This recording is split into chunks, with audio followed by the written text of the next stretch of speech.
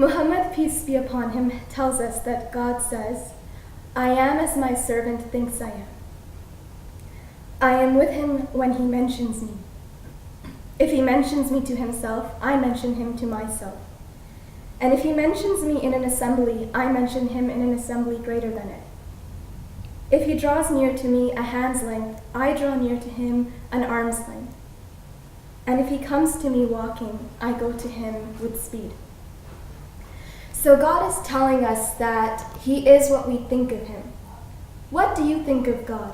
Is he up in the clouds watching you? Or is he near you, with you? Is he waiting to punish you for every sin that you commit? Or is he waiting, arms open, with compassion and mercy for you to turn to him? Today, I am with my friends from elementary school, Tiffani, Coulthrist, and Simran, Matharu, and we're going to explore what faith means. You know, what kinds of qualities do we need to develop in order to have faith? Is it as simple as just saying that, I am from a certain religion, therefore I have faith? Or is faith something that we need to work at and earn? So, let's see what these girls have to say. Thank you so much for joining us. Oh, thank you so much for having us. Yes, it's a pleasure being here. So I'd like to start off with a definition for faith. It's the Google definition for faith. They say that faith is complete trust or confidence in someone or something. Okay? So would you say that in order to have faith, we must have trust? Tiffani. I would definitely say that they go hand in hand because faith kind of derives on having trust. It's true, having trust in our beliefs or religion and our religious figures that we kind of build our faith, the foundation of our faith. The only thing is that I think when people say faith, you think immediately religion, and like that gives it more power to the word, more weight to the word, and because of that, we respect the word faith a lot more. So if I said something like, "I trust you," you don't take it as meaningful as if you say, "I have faith in you." That's a lot more power. Yeah. Yeah. And just to bounce back on that, as myself, I was raised in a very, religion neutral environment. So when I hear the word faith, I think about trust automatically. And I think you're right. Like faith does work hand in hand with trust, and even in ways that religion may not even be correlated with faith. Right? It could just be yourself and your growth. And your path to living a positive and successful life. Okay. I mentioned this earlier.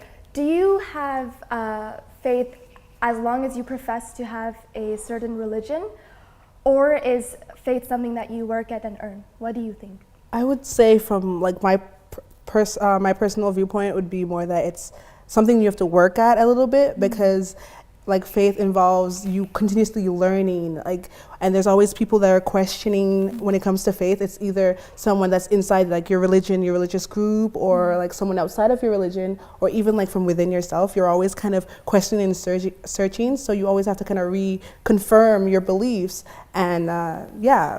And again, like as kids, we are taught whatever our parents tell us. Definitely. So even as we age, we're exposed to so much more information. So our beliefs, our religion, or our ideals may change. So you can either stay on the same path or you can change completely and have completely new beliefs. So again, it can be both, where you can grow up to still follow the same, have the same faith, have the same trust in the same things, or it could be completely different because the world is always changing and we're continuously absorbing new information. Yes. Yeah. So if faith is something that we work at and earn, then we probably need to develop certain qualities to have faith, right? And we mentioned that trust can be one of those qualities.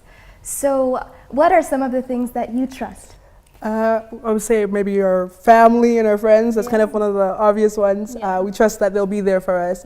But like personally, I struggle a lot with trust, especially as I'm getting older and like I'm seeing the things that are happening in the world, and it's like there's always this questioning, this doubting, and it's something I'm really building towards, because trust really means that you can think that something's reliable, that no matter what, this is always going to be the outcome. And the world is not like that.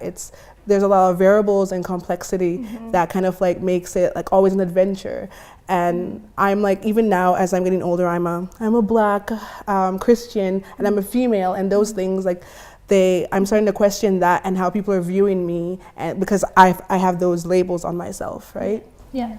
And personally, I believe in self-love, and to really love yourself and trust yourself before you're able to let, you know, your friends, your family, your relatives into your bubble or your circle. And, you know, as a teen, like Tiffani mentioned, you know, we're still teens, we're still growing up, we're still, you know, dealing with different things in the world. And you slowly start to build trust. And like you said, the world is a scary place. It's really hard to be optimistic. And it's so hard to build trust with different communities. But the more we grow, the more we're exposed to different, you know, ideals.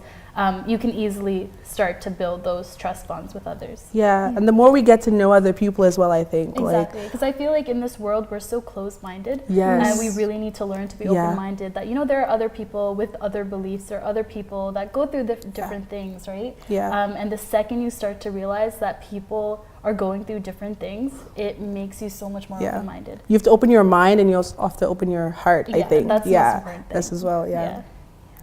All right, so our next question is, so, you know, we talk about having faith, right? And we speak about having faith in our friends and in our family and in ourselves. For some people, faith means having complete trust in a higher power. Yeah? So how do we explain faith to someone who doesn't believe in a higher power? What can faith mean to them? I think I just personally feel like that question is a little difficult to answer, only because there are some individuals that believe in a higher power, and, you know, they look up towards that higher power to find answer to questions about morals and beliefs and, you know, even their religion. Whereas other people, you know, they don't believe in a higher power, but they kind of rely on scientific or visual proof that, you know, maybe a higher power does exist. And they might believe, you know, like, why should we even believe it if there's no proof, right? And, you know, different religions have different reasons to why we are here, you know, what our motive is in life. And it's really hard, but I think if somebody doesn't believe in God or doesn't believe in a higher power, introducing faith into their life might give them a sense of direction. And a sense of community, and a place to really start thinking about where they want to go in life and what they see life is really about. I definitely agree with you. Yeah, I would say it's really difficult because, like, the first part of having faith, like, you can't tell someone what faith is if they don't have it, because that's what faith is, right? Exactly. It's like a mindset. It's exactly. It's like believing in something even though there's no like physical tangible evidence that this is why that thing is, right? Like, we understand 1 + 1 is 2, but like, how do I say, well, there's a spiritual, there's something above me that, like, you know, like something that gives me purpose in life and is the reason I live my life with these values and these rules, right? I love how you say, like, you kind of have to have faith in order to have faith. Yeah. Yeah, it's a complex thought, but it's like, And just to add on, like, I am a science student, so, you know, in science, you have to have proof in order to really, you know, evidently show that something is the way it is. And so even for me, like, I think, you know, if there is a higher power, like, why haven't we seen them? Why isn't there any way to connect to them, you know, physically, right? And sometimes some things are not always tangible. And I think, you know, for someone who doesn't believe in a higher power, you know, sometimes just explaining that to them might open their mind into, like, thinking that, okay, some things aren't tangible and you can't see everything, right? Yeah, you need to start that conversation, right? Yeah, that's definitely a start. And then, you know, for people of faith, I think, I don't know if everyone with faith, but I think generally for a lot of people with faith, and even maybe people who don't have faith, they might feel this sense of, I wanted to bring this question up actually, like, they might feel this sense of guilt when they have done something wrong, or when they feel like they may have sinned. So how do you reconcile with yourself after you have sinned? I think just as kids, I remember, like, every time I did something, like, completely out of the blue and something my parents told me I shouldn't be doing. My parents always gave me, you know, a piece of their mind, like, why did you do that? And, you know, you would get the consequences, right? But over time, I think the most important thing is acknowledging that what you've done or said is wrong. And then after that, really, you know, seeking forgiveness if it's possible. And if there's anything you want to add? Yeah, I definitely agree with you. It's a lot about recognizing that you did something, and I think you need to talk with yourself, with like God, and also like with your parents or whoever you look up to, so that way you can like think through what it is that you've done and how not to do it again, like, or how to like prevent that from happening again. And like I feel like different cultures and different religions have different definitions of what a good thing is and what a bad thing is, right? But again, like as you age, you kind of build that, you know, you kind of start to understand what is good and what's bad, and you know how to avoid things, how to problem solve, how to fix things if you did something wrong. And for somebody who believes in a higher power, it's easier.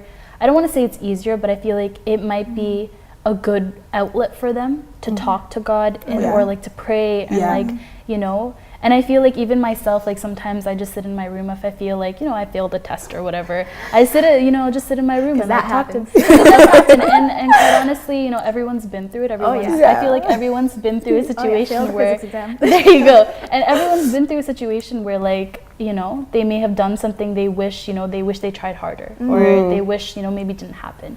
And I feel like everyone's kind of been, you know, like laying down in their bed, you know, talking to either themselves or God, right? And, you know, questioning why things are the way they are. And I feel like, again, acknowledging and seeking forgiveness is always the best way to go. Yeah.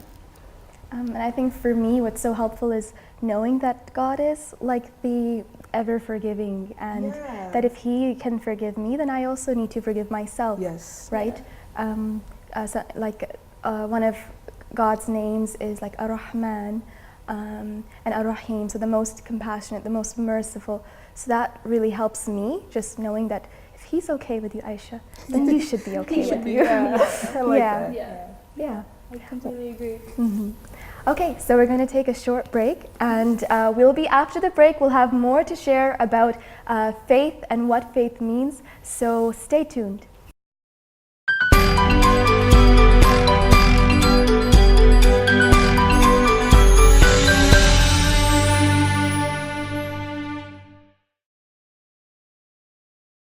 Welcome back to the My Voice show on EOS. You're with your host, Aisha Heather.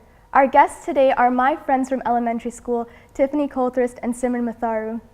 Before the break, we were speaking about faith and what faith means. We mentioned that faith is a place to start looking for answers.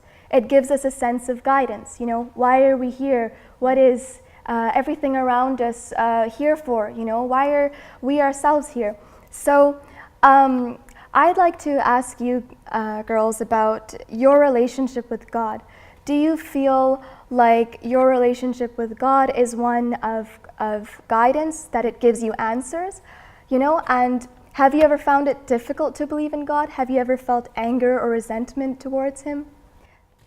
Personally, I think my relationship with God, a rocky one, but it's a lot more personal. Like, I try to find God through self-discovery, so that way it's more, because like we say, God is in every one of you, right? So there's something within myself that I can learn, and then I can connect with God. A lot of the times, like also when I go to church, I might not necessarily agree with what they're saying, and through those moments I try and communicate, because that's really important. So I always ask my parents, like, what does that mean? Why did that happen? And just have an open dialogue, so that way I can gain perspective and kind of understand really what God means to me and what it means for that specific religious sector, and trying to learn more about other religions as well. When it comes to feeling any kind of anger towards God, I wouldn't say that I felt it, not yet at least, but I've definitely felt anger towards people who twist the word of God, or like twist the idea of God, because to me, religion can be such a beautiful, beautiful thing, and a lot of time people turn it into something negative and like political. Exactly. And like as humans, I guess we're very destructive and greedy sometimes, and those moments I get like super angry, and I have to have my little rants about humanity and everything. But then I just have my conversation with God and like try and like center myself and anchor myself and remind myself that there are also people out there that are like fighting the good fight and that are doing these wonderful things. And then the idea that one day I could probably be one of those people who are doing these amazing things. It really like brings me back and like, you know, anchors my belief. Keeps really. you grounded, basically. Yes, very much. Yeah. I think just personally, you know, I follow my religion, but again, I believe that God doesn't look a certain way or didn't come to be a certain way. I believe that God is one, and I believe that he's just overlooking, you know, humanity as a whole. So kind of just on the contrary, like my relationship with God hasn't been, you know, as like structured in the sense that, you know, like I don't, you know, like, you know how you say you go to church or like, you know, if you pray, my relationship with God hasn't been that structured, because I know before the break we were talking about, you know, just laying in bed and talking to yourself, you know, like you said, like, you know, God may just be within you. But in terms of anger and resentment, I think it's funny because Can I say something? Yeah. Yeah. In our faith, God says that he's closer to us than our jugular vein. Oh, so I wonder how close he really is to us. Yeah, exactly. And I was just going to mention that it's funny that we pray to God whenever we feel when something bad happens. So like if someone becomes ill, or you know, if we lost a job, or we're, you know, like we're short on money, but we very rarely pray to God when, you know, something good happens, right? And it's sad because we blame God more than we, you know, give love to God. We blame God for all the bad things that happen in our life, and don't thank him enough for all the good things that we have. Like we have shelter, we have clothes, we have water. And I feel like sometimes when something bad does happen to me, I do find myself thinking like, why God, why are you doing this to me, right? And I feel like everyone has had a moment like that. But you know, sometimes you just have to sit back and think, you know, maybe this is happening to me for a reason. You know, maybe this is a lesson, maybe this is an experience, right? That's very good. Yeah. But yeah. Yeah. All right. And so we spoke about how, you know, if you have faith, you probably will have trust, right? Either it's, you know, it starts in your friends and your family, or it's the people around you. It might be yourself, and it might be a higher power. But people with faith, they'll probably have trust. Some people find it difficult to trust. What makes it difficult to trust?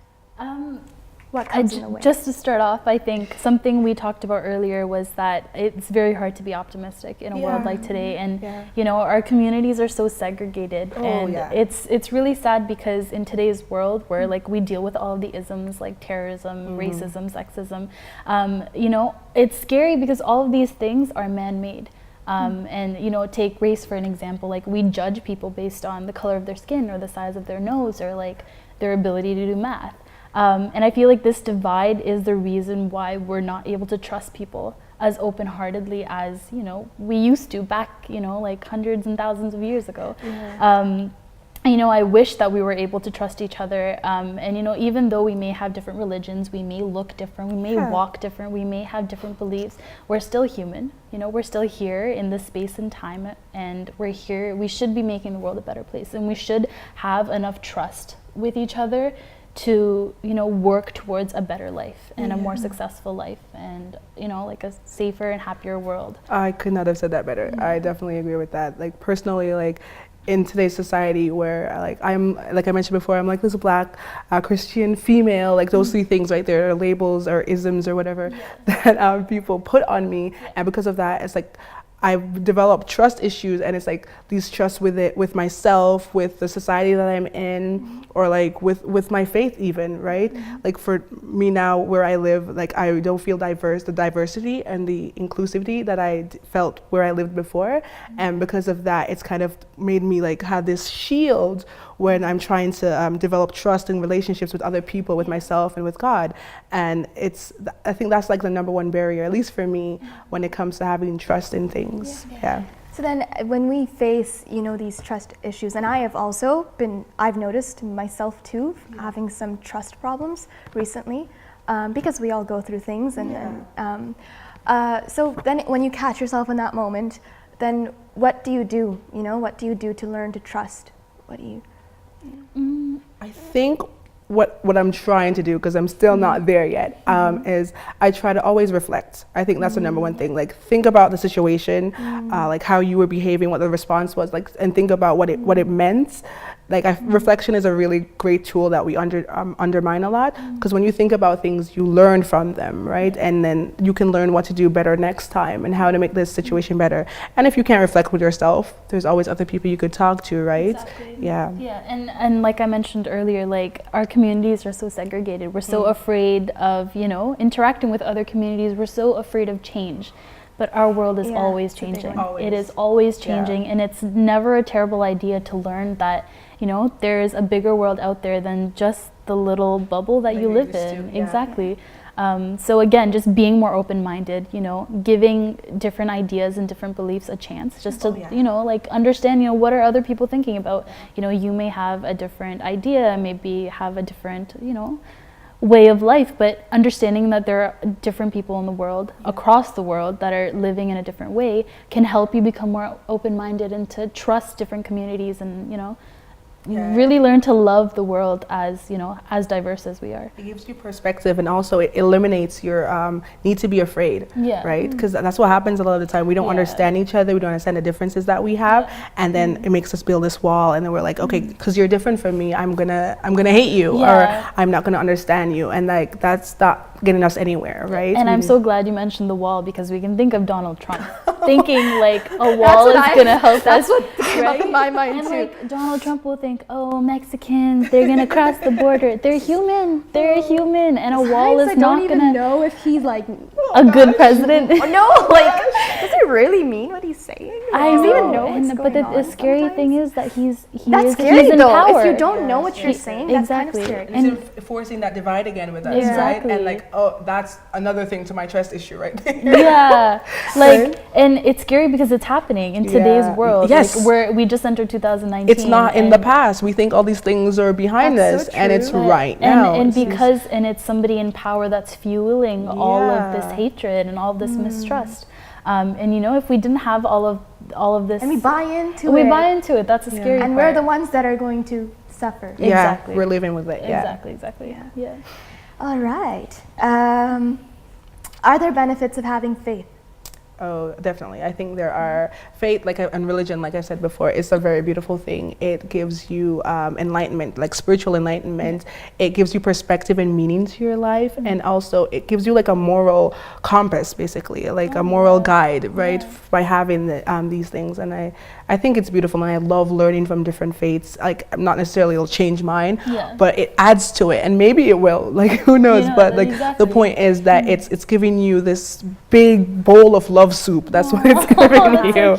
Yeah, I completely agree. And well, again, like, we've talked about this, about how, you know, it gives you a sense of direction, and it gives you a sense of community. You know, I may believe in something, and I may be thinking, you know, is this true? Is it just like a dream? Is it just something fuzzy? But if I talk to you and I tell you, like, this is what I believe in, this is my faith, this is what I trust, and you believe the same thing, then it, you know, we become like a little community, and then it kind of branches out, and then you just become more of a family, and you kind of spread the love. A community, basically. Yeah.